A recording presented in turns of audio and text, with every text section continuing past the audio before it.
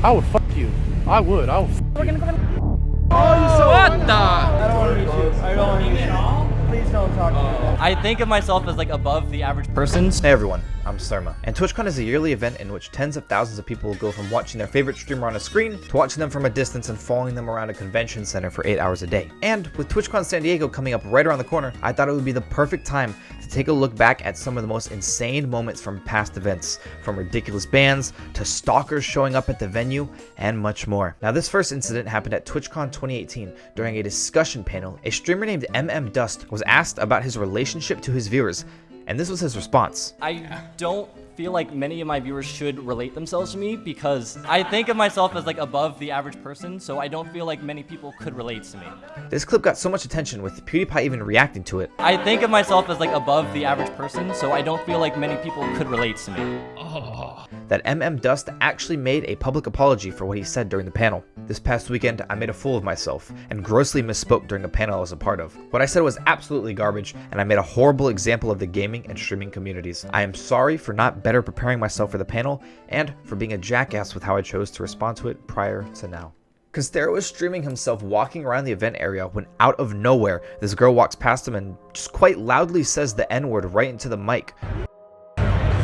What the? The utter shock from everyone surrounding the camera is quite evident, and the fact that they just scurried off makes me think she was just doing this to any camera she saw. There are now deleted clips in which they confront her about what she did, and according to some of the comments, it was extremely awkward for her, not being able to answer for herself, and having some dude she was with get in people's faces about it. She was allegedly caught on Pokemon's stream saying she was an old school GGX fan.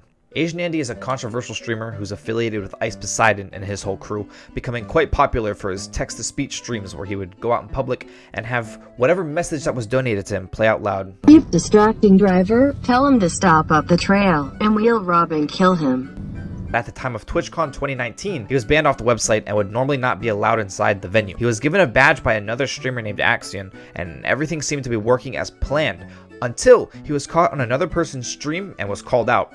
Wait, you're not Axion? Oh, what are you talking about? This would get Axion indefinitely suspended off of Twitch and Asian Andy removed from the venue. Funny tidbit is that Axion would try to make multiple claims, saying that he just so happened to lose his badge and he had no part in assisting Asian Andy with sneaking in.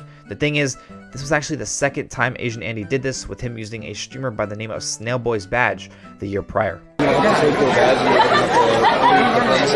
yeah, I gotta go, Snailboy. Another incident of a banned streamer sneaking into TwitchCon was just recently at TwitchCon Amsterdam 2022. Judian was able to get into the convention center and was accused by viewers of TommyInnit that he was harassing and bullying people in the line of a meet and greet. Some of the people in the line made accusations about me harassing them, bullying them, making them feel bad and everything. TommyInnit would hear about this and go live to talk about the situation, calling out Judian's actions. Shouting at my fans, shouting at you lot, just being mean with no purpose. Judian would then upload the video with all the footage of the meet and greet line, and it was quite obvious the viewers were just annoyed he was being loud and decided to say he was harassing them, which is quite far from the truth. We want Tommy! We want Tommy! We want Tommy! Who would have known what would have happened if he didn't have the footage on hand? It's just good to see no serious beef started out from this. Even in the video, Judian understood where Tommy was coming from when he defended his viewers. I'm not gonna fault Tommy for everything he said, because if I had a meet and greet and my fans were telling me that somebody was being rude to them and harassing them and bullying them, I'm not gonna even try to look into the facts. I'm gonna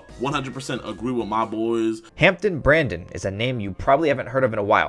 He was yet another streamer and personality affiliated with the whole CX network and Ice Poseidon. At the time of TwitchCon 2017, the convention center was littered with various CX network people, as they had no leader to hover around all day, with Ice being permabanned from Twitch in April of 2017. Without him providing the content, a lot of them got in some trouble. Hampton Brandon was live at the convention center, just being very over the top and making very questionable remarks towards people. I'm backing into you because I wanted to get close to you because I liked you.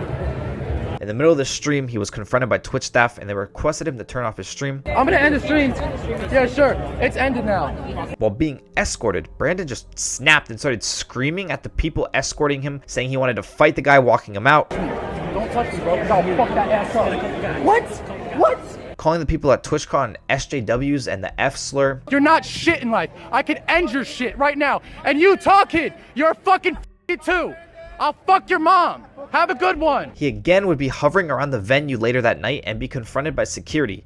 He would make some extremely inappropriate comments towards one of the security guards. What's it gonna be? I would fuck you. I would fuck So we're you. gonna go in. And would threaten to fight another one before being walked outside to a bunch of police officers. Don't touch me, bro. You got me fucked up, bro. You better see what I'm about, bro. This is the same dude who 2 days prior got in a fight with someone and was hit by a car. At Twitchcon 2019, NymN was streaming his POV of the event and briefly poked into the partner lounge to grab XQC for his meet and greet he was about to be late for.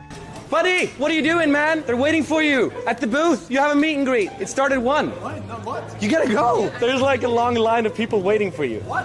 Yes. I unfortunately can't find the clip anywhere, but according to many, he did point the camera down to the floor and only showed the lounge when they were leaving it. Twitch decided to give him a 14-day ban for this, just after the CEO of Twitch did a whole talk about context mattering for bans and TOS violations. When we're applying the community guidelines, we very specifically take context and intent into account. NymN was able to talk to someone at Twitch to reduce the ban to a 7-day, which was still excessive in my opinion. This happened at what I presume was TwitchCon 2017, as that's when this clip was uploaded, but throughout the years, Sodapoppin would tell stories of this crazy stalker who showed up to his house and stayed there for a while. When asked to leave, he refused.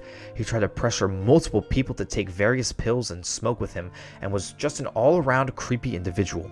He called him the Creature. What I'm sure Sodapoppin wasn't expecting was for this dude to just show up randomly at the event center when he was sitting down chatting with Andy Milonakis. Some astute viewers in the chat also pointed out that it is very, very likely that this dude right here, who goes by the name of Burger Planet, who is also heavily affiliated with Ice Poseidon's crew, was the one who leaked Soda's location in hopes for this exact encounter to occur. Well, it did, and it was very awkward between the two. Sodapoppin very adamantly tells him he does not want to meet or talk with him. I don't want to meet you. I don't want to meet you. Please don't talk to me. Props to them for keeping cool in this situation when the majority of people would have snapped on this dude. And to end it off, one of the most iconic moments from TwitchCon was when Tyler1 and Greek met each other in real life for the first time at TwitchCon 2017. After streaming together for months at this point, creating some of the best memories people have about Twitch. Refer to me as Jesus Christ. Shut the fuck up. This will be quite an emotional event for the two, with Greek getting a little teary-eyed. Are you crying, dude? No, come here, man. I'm crying, man. Going from being the annoying viewer in Stream Sniper to Tyler1's go-to duo for stream, and finally meeting in real life. What a ride that must have been. Then they decided to have a full-on wrestling match outside the complex.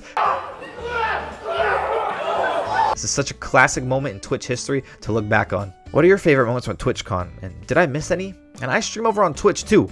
Hopefully I see some familiar faces in chat. And with that, I hope you all have a good one and stay safe.